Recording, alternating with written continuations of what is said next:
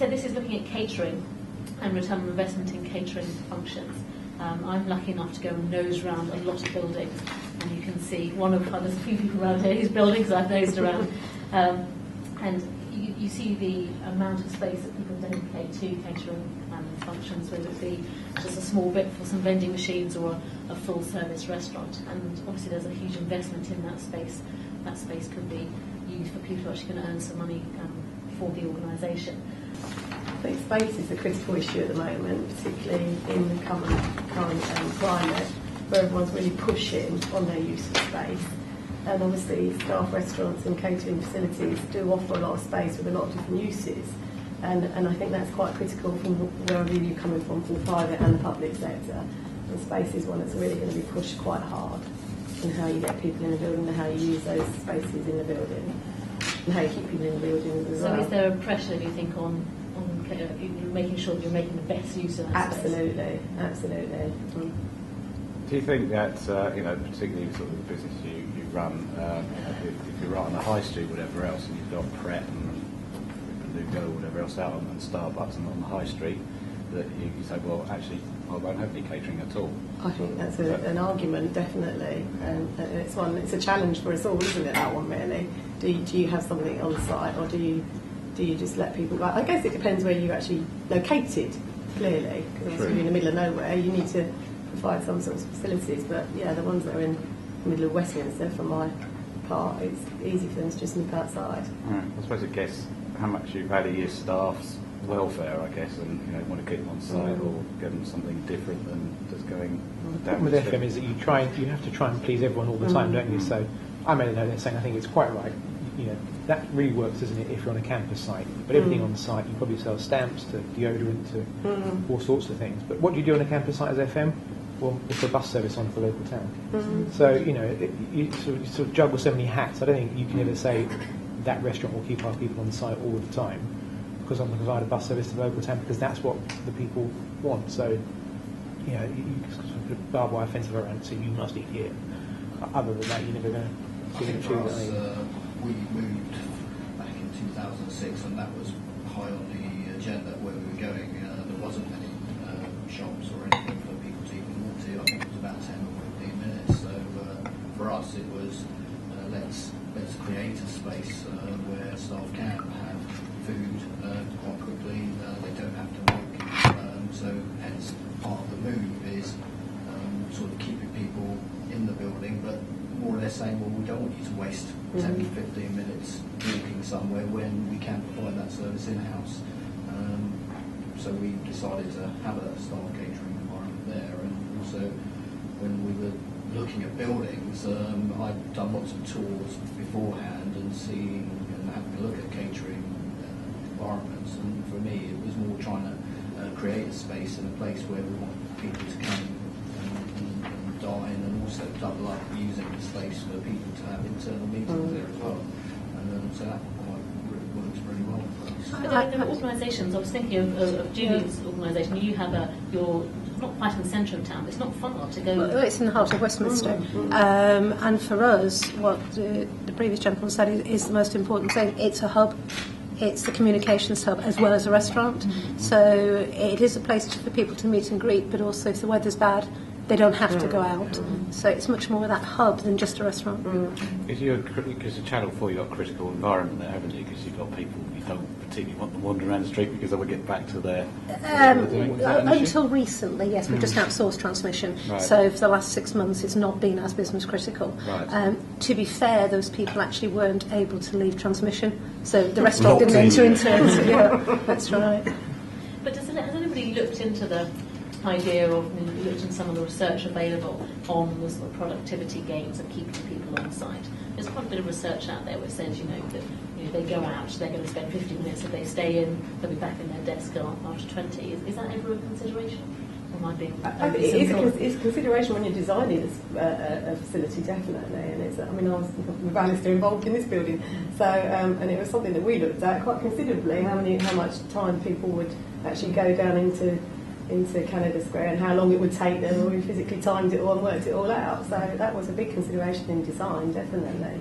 But I think Canary Wharf is a great example of the logic tells you that with everything that's in the mall below, that it wouldn't be sensible to put staff catering within the work environment. But the reality is, if you get it right, you create the right offer, the right variety, you create the right contractual structure that they can deliver, then it's a huge success. And I mean, here is a great example of that. But it's pretty much predominant throughout the Wharf. So if you get it right, it can be a huge benefit to the staff.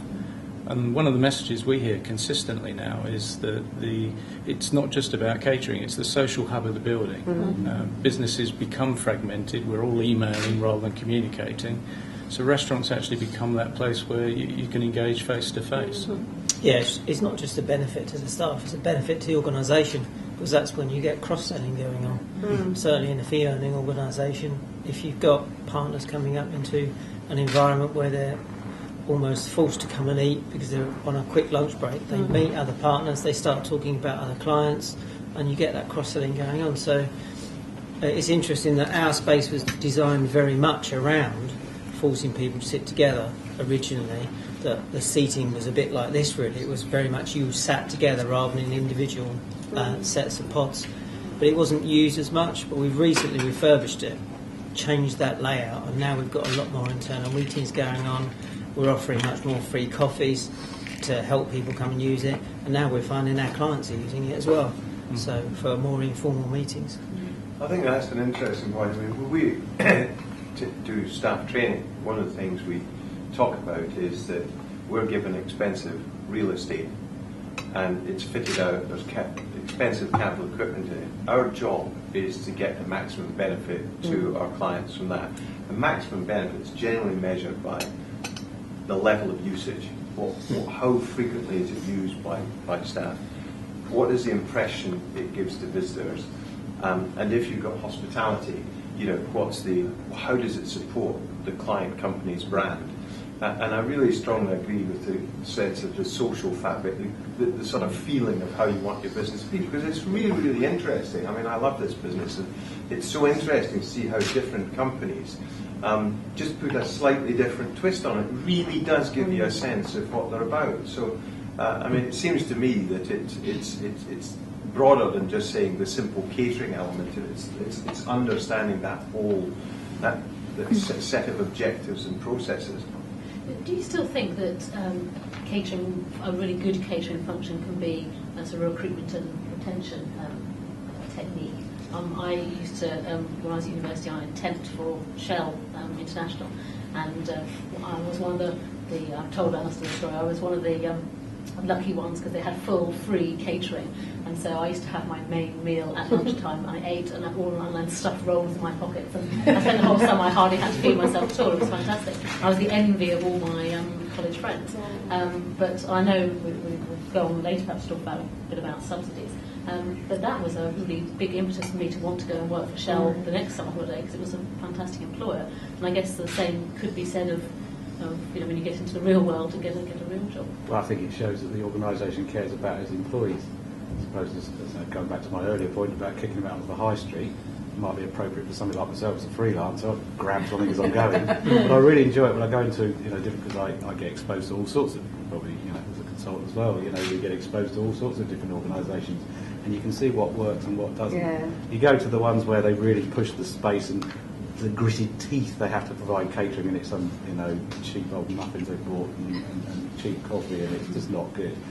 The quality of productivity goes down because people are, they're not really that's the right fuel in them to do the job, So I think if you've got a decent catering offer, either you do it or you don't. I think an organisation says, we're not doing it because we're very fragmented with sales, we're out on the road, or we're going to look after our people. And we've seen time and time again. That's why BaxterStorey, Compass, Charlton House, Lexington, all these companies, they endure because they come up with the right solution. Occasionally they get it wrong, but I think some of that's just down to the organisation itself being clear on what it wants to do for its staff. They don't always listen to what people want. I think most employees nowadays expect some form of catering, but there are definitely some extremes. You have got the ones where it's false, there's no subsidy, and actually it's probably more expensive eating in than out. And then you get people like Google who actually invite your family to come and eat for free. And I went to the Zurich office in Google, and it is unbelievable the service that they provide there, and the food, the variety of food that they provide there. Do you think that's changed over the years? And I think looking back, the restaurant was something you perhaps used from 11:30 till 2:30, and the rest of the time it lay completely empty. Whereas now we seem to be thinking, as you were saying, Deborah, earlier, we need to use that space, use it as internal meeting space in between those times. As long as it doesn't cut across, doesn't it? So I think it's also actually got to do with the physical environment as well, and the old saying, "You eat with your eyes" kind of thing. If you're in you can have two facilities providing exactly the same food, but if you've got one which is a nice, bright, new, shiny environment, nice, vibrant colours, and one which is not quite so nice, you're going to get a completely different uptake on the product you supply. So if there's a host organisation, so to speak, you provide a great environment for your employees, and it's nice space, comfortable chairs, and you're encouraging that sort of the communication, if you like, and the networking, then you're going to get a much better uptake on the catering facility.